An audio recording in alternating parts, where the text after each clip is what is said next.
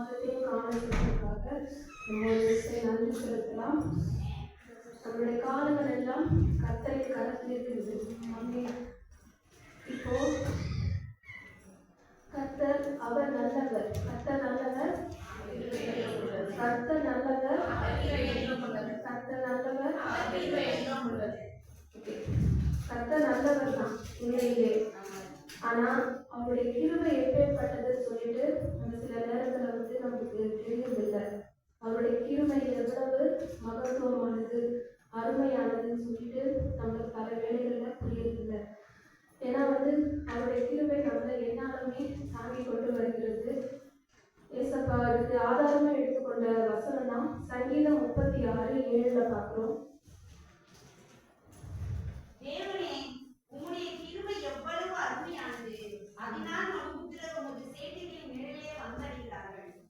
ஆண்டவருடைய கிருபை எவ்வளவு அருமையானதுன்னு சொல்லிட்டு இதெல்லாம் பார்க்கிறோம். நம்ம ஆண்டவர் கர்த்தர் நல்லவர் சொல்லும் பொழுது இந்த அடுத்த வசனமும் நம்ம கூட சேர்ந்தே ஒரு வாய்ப்பாடுக்குள்ள வருது. அவருடைய கிருபை எவ்வளவு நல்லதுன்னு சொல்லிட்டு இந்த காலை வேளையிலும் அவருடைய கிருபை எவ்வளவு அருமையானது, மகத்துவமானதுன்னு சொல்லிட்டு நம்ம சிந்திக்கலாம். ஃபர்ஸ்ட் ஏசப்பா அந்த கிருபை நம்மளுக்கு ரோமர் 3:24 படி இலவசமாய் அவருடைய கிருபையினாலே கிறிஸ்து இயேசுவில் உள்ள மீட்பை கொண்டு நீதிமான்களாக படிக்கிறீர்கள் சொல்லிட்டு வசனம் இருக்குது. நம்மளுக்கு இந்த கிருபை ஆண்டவர் நம்மளுக்கு இலவசமா கொடுக்குறாரு. அந்த இலவசமா கொடுத்ததுனால என்னவோ தெரியல, அதனுடைய அருமை சில நேரங்கள்ல நமக்கு தெரியாமலே போயிடுது. இப்போ நான் 3 காரியங்களை உங்க கூட நான் சொல்ல விரும்புறேன். ஃபர்ஸ்ட் ஏசப்பா அருளின 3 ஈவுகள் தான் ரட்சிப்பு, அவருடைய அன்பு, கிருபை. இதுல ரட்சிப்புன்றது ஆண்டவர் நம்மளுக்கு கொடுத்துட்டாரு. ஆண்டவரே சொந்த ரட்சகரா ஏற்றுக்கொள்ளும் பொழுது நம்ம ரட்சிப்பு அடைந்திருக்கிறோம். அதுதான் என்ன சொல்றாங்க, முடிவு பரியந்த நிலைத்திருக்கோனே ரட்சிக்கணும். அப்போ ஆண்டவர் நம்மளுக்கு கொடுத்த ரட்சிப்பை நம்ம காப்பாற்றிக்கணும்.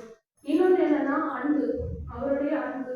அவருடைய அன்பை நம்ம ஏற்றுக்கொண்டதுனாலதான் நம்ம ரட்சிக்கப்பட்டோம். அந்த அன்பை நம்ம அனுதினமும் அவருக்குள்ள நிலைச்சிருக்கணும். என்ன சொல்றாரு ஏசப்பா, நானே திராட்சை செடி, நீங்கள் கொடிகள், ஒருவர் என்னிலும் நான் அவனிலும் நிலைத்திருந்தால் நல்ல கனிகளை கொடுப்பான்னு சொல்லியிருக்கிறாரு. அவருடைய அன்பு இந்த ஆலயத்துக்குள்ள வந்தா மட்டும்தான் அவருடைய அன்பு புரியணும்னு அவசியம் கிடையாது. ஒரு சிறு பாடல் மூலியமா கூட அவருடைய அன்பை நம்ம வெளியே கொள்ள முடியும். உதாரணமா ஒரு பாட்டுல எனக்கு ரொம்ப பிடிச்ச வரி என்னன்னா, வானமும் பூமியும் படைத்திருந்தும் வாடியே உங்களுக்கு இழந்ததுன்னா, அவ்வளவு பெரிய மகத்துவமான தேவன் இன்றுக்கு முளைத்து நாளைக்கு மடிய போகிற புல்லு கோப்பாய் இருக்கிற நம்மளை குறித்து என்ன சொல்றாருன்னா, வானத்தையும் பூமியும் படைச்சி அண்ட சராசரம் படைத்திருக்கிற தேவன் நம்மளை இழக்கிறதுனால அவர் வாடி போகிறான். அப்ப இதுல அவருடைய அன்பு எவ்வளவு ஒரு மகத்துவமானது இல்லைங்களா? அதை புரிஞ்சுக்க முடியாது. அந்த ஒவ்வொரு பாடலும் பாட முடியாது. அந்த வார்த்தைகளை உணரும் பொழுது கர்த்தருடைய அன்பை நம்ம விளங்கிக் கொள்ள முடியும். நானும் எத்தனோ தடவை ஆலயத்துக்கு வரும் பொழுதெல்லாம் எல்லாரையுமே கண்களில தண்ணி வரும். அது எதுக்குன்னு சொல்ல முடியாது. ஒருவேளை நமக்கு என்னுடைய பாரமோ இல்ல ஆண்டவர் கொடுத்த அன்பினாலதான் இருக்கு தண்ணீர் வருது நான் நினைச்சுப்பேன். இன்னொன்று என்னன்னா கிருபை, இது ரெண்டுமே ஆண்டவர் நம்மளுக்கு கொடுத்துட்டாரு. அதை நம்ம தக்க வச்சுக்கணும், முடிவு பண்ணிருந்தோம். இன்னொன்று என்னன்னா கிருபை. அந்த கிருபைன்றது அவைகள் காலை போதும் புதிதா இருக்கு. நம்மளுக்கு அனுதினமும் புதுசா கிடைக்கக்கூடிய ஒரு வரம் தான் இந்த கிருபை. இஸ்ரவேல் மக்களுக்கு அனுதினமும் கிடைத்த மன்னாவை போல இந்த காலத்திலும் நம்மளுக்கு அனுதினமும் கிடைக்கக்கூடிய ஒரு மன்னா தான் இந்த கிருபை. இந்த கிருபைன்னா என்னன்னா, என்ன பொறுத்த வரைக்கும் தகுதி இல்லாத என்ன தகுதிப்படுத்துறதுதான் நம்மளுடைய கிருபை. எதுக்காக இந்த காலை வேளையில கூட 4 விஷயத்தை தியானிக்கலாம். இந்த கிருபை எதுக்காக நம்மளுக்கு தேவைப்படுது, எப்படி இந்த கிருபையை நம்ம பெற்றுக்கொள்ள முடியும், எங்க இருக்கிறது இந்த கிருபை, யார் யாரெல்லாம் பெற்றாங்க, யார் யாருக்கெல்லாம் கிருபை கிடையாது அப்படின்னு சொல்லிட்டு ஃபர்ஸ்ட் பார்க்க போறோம். எதுக்காக இந்த கிருபையை பெற்றுக்கொள்ளணும் அப்படின்னு பார்த்தீங்கன்னா, ஃபர்ஸ்ட் சுகத்திற்காக. 2 கொரிந்தியர் 12:9 படி, என் கிருபை உனக்கு போதும், உன் பலவீனத்திலே என் பலன்.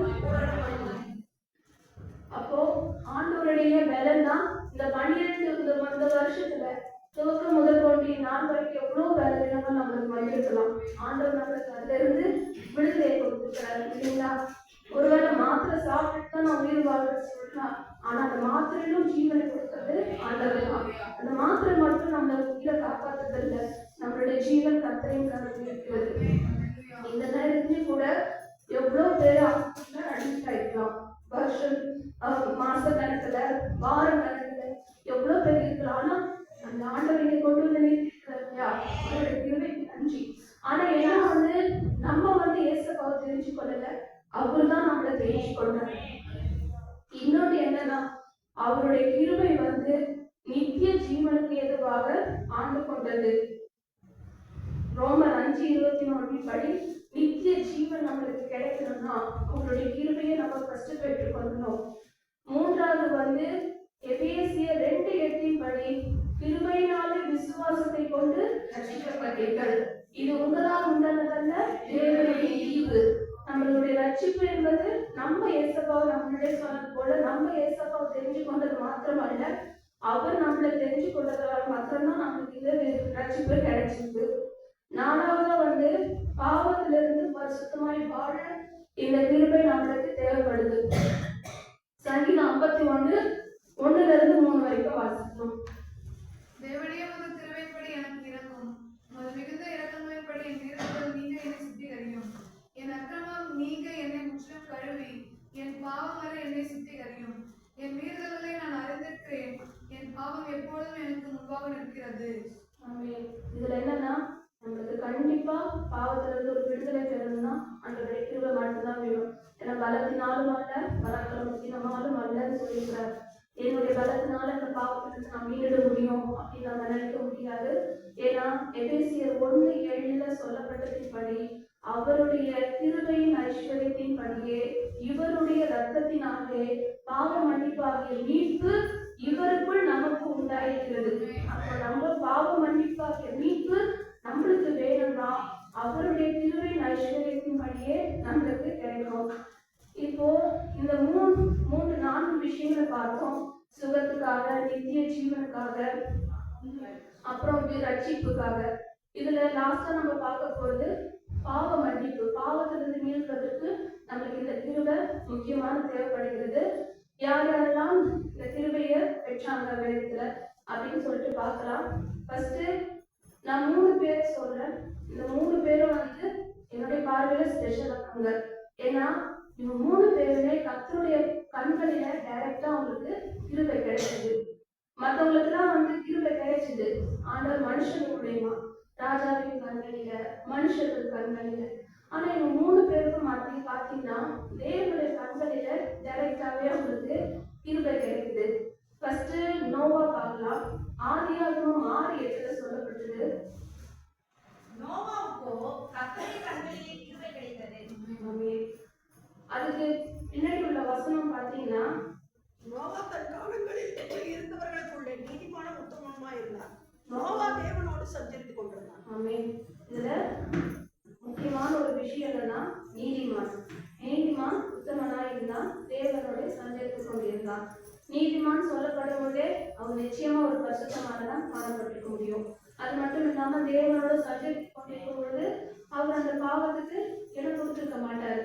அதுக்கு முன்னாடி உள்ள வசனம் பார்க்கும்போது 5வது வசனத்துல காயின் ஆபேல் ஒரு குற்றம் முடிந்து 5வது வசனத்துலதான் பார்க்கும்பொழுது பூமியில அக்கிரமங்கள் பெருகி போயிட்டு, அப்ப அவரை சுத்தி அக்கிரமங்கள் நிறைய இருக்குது. கண்டிப்பா அவருக்கு பாவத்துல வாழக்கூடிய வாய்ப்புகளும் நிறைய இருந்திருக்கு. ஆனாலும் அவர் என்ன பண்றாரு, ஏசப்பா கூட இருக்கிறதுனால அந்த பாவத்துக்கு இடம் கூடாம அவர் வந்து விலகி வாழ்றாரு. இதனால 7:1 ஏசப்பா சொல்றாரு, இந்த சந்ததியில் உன்னை எனக்கு முன்பாக நீதிமானாக கண்டேன் சொல்லிட்டு அப்புறம் என்ன பண்றாரு, அந்த குடும்பத்தை ஏசப்பா கிருபை தான் காப்பாத்துறாரு. ஃபர்ஸ்ட் வந்து ஆதாம் மூலமா இந்த உலகம் உருவாக்கப்பட்டது. 2வதாக உருவாக்கப்பட்டது நோவாவால தான். ஆண்டவருடைய கண்களில கிருபை கிடைக்கிறது. 2வது பார்க்க போனா யோசேப்பு. ஆதியாகமம் 39:21 கர்த்தரோ யோசேப்போடு இருந்து அவன் மேல் கிருபை வைத்து சிறைச்சாலை தலைவருடைய தயவு அவனுக்கு கிடைக்கும்படி செய்தார். யோசேப்புக்கு கூட அந்த காலத்துல சட்டத்திட்டங்கள் எப்படி இருந்திருக்கும் நம்மளுக்கு தெரியாது இல்லைங்களா. ராஜாவே வந்து நிறைய மனைவியில கட்டியிருக்கிறாரு. ஆனா இவருக்கு வந்து யோசேப்புக்கு அந்த பாவம் அழைத்த போதும் பாவத்துக்கு விலகி ஓடி இருக்கிறாரு. அதுக்கு முன்னாடி 9ல என்ன சொல்றாரு? லாஸ்ட்ல தேவனுக்கு விரோதமாய் பாவம் செய்வது எப்படி என்றார். இந்த வார்த்தை நம்மளுக்கு என்னைக்குமே நினைப்பில் இருக்கணும். நம்ம கூட ஏதாவது ஒரு பாவம் செய்யணும்னா ஆண்டவருக்கு விரோதமாய் பாவம் செய்வது எப்படி? எஜமானனுக்கு விரோதமாய் கூட நம்ம நினைக்க வேண்டாம். நம்ம வீட்டில் உள்ள ஆளுங்களுக்கு கூட நினைக்க வேண்டாம். முதலாவது தேவனுக்கு விரோதமாய் பாவம் செய்வது எப்படின்னு சொல்லிட்டு நம்ம அந்த பாவத்துக்கு விலகி போகணும். அப்படி விலகி போகும்போதுதான் கர்த்தரோ யோசேப்போடு இருந்து அவன் மேல் கிருபை வைத்து, ஏசப்பா கிருபை வைத்தாரு. எந்த இடத்துல அவன் அசிங்கப்பட்டு சிறைசாலைக்கு போனோமோ அதே நாட்டுல அவர் ஒரு அதிகாரியாக ஏசப்பா மாற்றாரு. மூன்றாவது மரியாதை குறித்து பார்க்கலாம். லூக்கா 1:30 தேவதூதன் அவளை நோக்கி, மரியாதை பயப்படாதே, நீ தேவனிடத்தில் கிருபை பெற்றாய். மரியாதை குறிச்சு எவ்வளவு விமர்சனங்கள் சொன்னாலும் அவர்கள் ஒரு பரிசுத்த ஸ்திரீ. அந்த பரிசுத்த ஸ்திரீயின் இடத்துலதான் ஏசப்பா உற்பத்தி ஆனாரு. ஏன்னா அந்த கன்னிகைக்குள்ள அவர்கள் பரிசுத்தமா காணப்பட்டது நிமித்தம் ஏசப்பா அங்க வராது. அப்ப அந்த மாதிரி தான் நம்மளும் பரிசுத்தமாய் காணப்படணும். அப்பொழுது அதே 46வது வசனத்துல மரியாள் சொல்றாங்க, என் ஆத்துமா கர்த்தரை மகிமைப்படுத்துகிறது, என் ஆவி என் ரட்சகராகிய தேவனில் களி கூறுகிறது. இந்த கிருபை வந்தா எவ்வளவு ஒரு சந்தோஷமும் கூட சேர்ந்து வருது பார்த்தீங்களா? கிருபைன்றது ஒரு மகிழ்ச்சியின் அடையாளம். கிருபைன்னு சொல்லும் பொழுது அதுல ஒரு களி கூறுதல் உண்டாகிறது. என் தேவனாகிய கர்த்தருக்குள் களி கூறுகிறேன் சொல்லிட்டு மரியாதை களி கூறுங்கள், கர்த்தர் பெரிய காரியங்களை செய்வார். இந்த காலையில கூட கிருபையை பெற்றுக்கொண்டு நம்ம ஆண்டவருக்குள்ள மகிழ்ந்து களி கூறணும். லாஸ்டா பார்த்தீங்கன்னா ஏசப்பாவுக்கு இந்த கிருபை தேவைப்பட்டுச்சு. இயேசுவானவர் ஞானத்திலும் பலத்திலும் தேவ கிருபையிலும் மனுஷ தயவிலும் அதிகமாய் வெற்றி அடைந்தார்.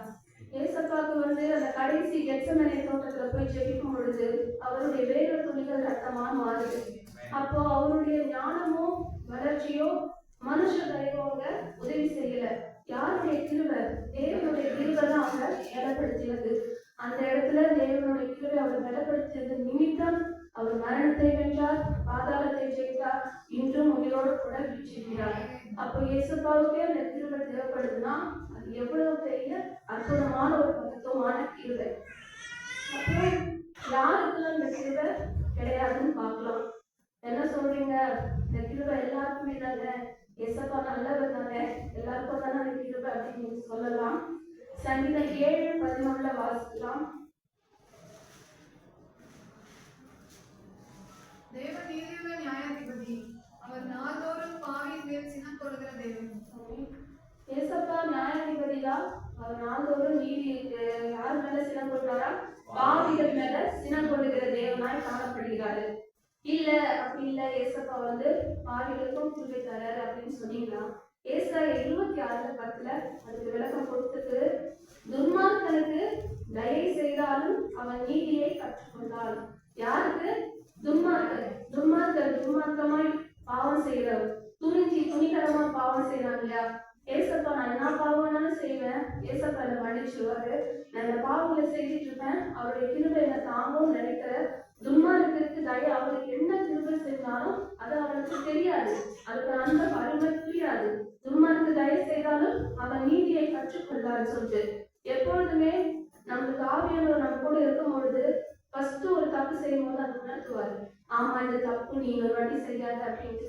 நம்ம அதை அலட்சியப்படுத்தணும்னா அது 4 இடத்துல தப்புன்றதே நமக்கு தெரியாம போயிடும். ஒரு மழைத்துளி ஒரு பார்வை மீது ஒரே இடத்துல விழ அது என்ன பண்ணுமா?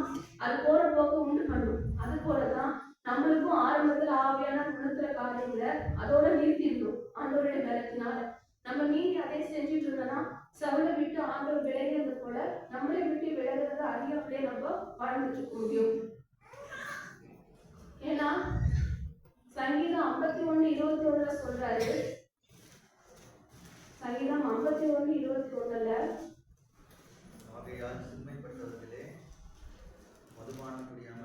இவைகளை நீ செய்யும் 50:21 இவைகளை நீ செய்யும் பொழுது நான் மௌனமாய் இருந்தேன், உன்னை போல் நானும் இருப்பேன் என்று நினைவு கொண்டார். ஆனாலும் நான் உன்னை கடிந்து கொண்டு அவைகளை உன் கண்களுக்கு முன்பாக ஒவ்வொன்றாக இருக்கிறேன். அதுதான் நான் முன்னாடியே சொன்னது போல ஒரு சகோதரன் தன்னுடைய ஒருவன் வந்து தன்னுடைய சகோதரனுக்கு துரோகம் செய்யறான். அது ஆண்டவர் பார்த்துட்டு அமைதியா விடுறாரு. அவனும் என்ன பண்றான், ஆண்டவர் அமைதியா தான் இருக்கிறான்னு சொல்லிட்டு இன்னும் பல காரியங்களை செய்யறான். ஒரு நாள் ஏசப்பா அவன் கிட்ட போய் சொல்றாரு, நீ வந்து நான் வந்து உன்னை கவனிக்கல, நான் உன்னை பார்க்கலன்னு சொல்லிட்டு நீ பாவம் செய்யற. நான் அப்படி இல்லை, இவைகள் நீ செய்யும்போது நான் மௌனமா இருந்தேன். உன்னை போல நானும் இருப்பேன், நினைவு கொண்டாயோ? நான் அப்படி கிடையாது. எல்லாத்தையும் ஒரு நாள் உன் கண்களுக்கு முன்பாக நான் நிறுத்துவேன். ஏன்னா நம்ம என்ன பாவம் செஞ்சாலும் ஆண்டவருடைய கிருபை நம்மளை தாங்கிடும் அப்படின்னு சொல்லிட்டு நம்ம நினைக்கவே கூடாது. இன்னொன்று என்னன்னா, லாஸ்டா எப்படிதான் இந்த கிருபையை பெற்றுக்கொள்ள முடியும் அப்படின்னு பாத்தீங்கன்னா, சங்கீதம் 103:18 அவரோட உடன்படிக்கை உடன்படிக்கையை கைக்கொண்டு அவருடைய கட்டளைப்படி செய்ய நினைக்கிறவர்கள் மேலே உள்ளது. கர்த்தருடைய கிருபையோ, அது முந்தின வசனம், கர்த்தருடைய கிருபையோ அவருக்கு பயன்பட வேண்டும், அவருடைய நீதி இப்போ ஆண்டவர் இதுல என்ன சொல்றாங்க 18ல, அவருடைய உடன்படிக்கையை கை கொண்டு அவருடைய கட்டளைகளின்படி செய்ய நினைக்கிறவர்கள் மேலேயே உள்ளது. அவருடைய கட்டளைகளை நம்ம செய்யணும் கூட அவசியம் இல்லையா? எப்படியா? அந்த கட்டளைக்கு கீழ்ப்படியணும், அந்த உடன்படிக்கைக்கு கீழ்ப்படியணும் நம்ம மனதுல நினைக்கணுமா? அதாவது உணர்வுள்ள இருதயம் நம்மளுக்கு தேவை. நம்ம பாவம் செய்யும்போது, எசப்பா நான் பாவம் செஞ்சுட்டேன், இனி இந்த பாவம் செய்யக்கூடாது அப்படின்னு நினைச்சாலே ஆண்டவருடைய கிருபை நம்மளை தாங்குகிறதா. அதுக்குதான் இது சொல்றாங்க. அப்படி நினைக்கும் பொழுது ஆண்டவருடைய கிருபை நம்மளை தாங்குகிறது. இது கிருபையை வந்து யோனா 2:8 படி போக்கடிக்கிறாங்க. பொய்யான மாயை பற்றி கொள்கிறவர்கள். இந்த காலத்திலும் கூட நம்ம இங்க மெய்யான ஜீவனுள்ள தேவனை தேடி ஓடி வந்திருக்கிறோம். ஆனா எவ்வளவு பேர் பொய்யான மாயை தேடி ஓடிட்டு இருக்காங்க. பொதுவா சொல்லப்போன நடிகைகள் மத்தியில தேடி அது ஒரு பொய்யான மாயை தானே. ரசிகை சொன்னது போல உலகத்துல எல்லாம் மாயை தானே. அந்த மாயை தேடி ஓடிக்கிறவர்கள் வந்து தங்களுக்கு வரும் கிருபையை போக்கடிக்கிறார்கள். ஆனா நம்மளுக்கு என்ன தெரியுமா சொல்றாங்க? 2 கொரிந்தியர் 6:1 படி நம்மளுக்கு ஒரு புத்திமதி சொல்லப்படுது. 2 கொரிந்தியர் 6. தேவனுடைய கிருபையை நீங்கள் விருதாவாய் பெறாதபடிக்கு உங்கள் வேலையாட்களாகிய நாங்கள் உங்களுக்கு புத்தி சொல்கிறோம். அனுக்கிரக காலத்திலே நான் உனக்கு செவி கொடுத்து இரட்சணிய நாளிலே உனக்கு உதவி செய்தேன் என்று சொல்லி இருக்கிறாரே. இதோ இப்பொழுதே அனுக்கிரகம், இப்பொழுது இரட்சணிய நாள். தேவனுடைய கிருபையை விருதாவாய் பெறாதபடிக்கு அவர்கள்லாம் வந்து போக்கடிக்கிறாங்க, பொய்யான மாயை தேடிக்கிறாங்க. ஆனா நம்மளுடைய முன்னோர்களாக பவுல் சொல்றாங்க, எப்படி? தேவனுடைய கிருபையை நீங்கள் விருதாவாய் பெறாதபடிக்கு. ஏன்னா அது ஒரு இலவசமாய் கிடைத்தாலும் அது ஒரு கிடைக்கக்கூடாத ஒரு அபூர்வ பொருள். இலவசம்னு சொல்லிட்டு நம்ம அசல்ட்டா இருக்கக்கூடாது. அந்த கிருபை நம்மளுக்கு எவ்வளவு, ஏன்னா அனுக்கிரக காலத்திலே நான் உனக்கு செவி கொடுத்து இரட்சணிய நாளிலே உனக்கு உதவி செய்தேன். இப்பொழுதே அனுக்கிரக காலம், இப்பொழுதே இரட்சணிய நாள். இதுதான் நம்மளுக்கு கிருபையின் காலம், இதுதான் நம்மளுக்கு இரட்சணிய நாள். இந்த நாளில நம்ம கிருபையை வீணடிக்க கூடாது. இந்த கிருபை எதுக்காக? இந்த கிருபை நம்ம பெற்றுக்கொண்டவங்க மற்றவங்களுக்காக ஜெபிச்சு அந்த கிருபையை நம்ம பார்த்துட்டு வரணும். சரி, எங்கதான் இருக்குது அந்த கிருபை அப்படின்னு பார்த்தீங்கன்னா, சங்கீதம் 26:3 சொல்லப்பட்டிருக்கு, என் கண்களுக்கு நேராக அந்த கிருபை இருக்குது.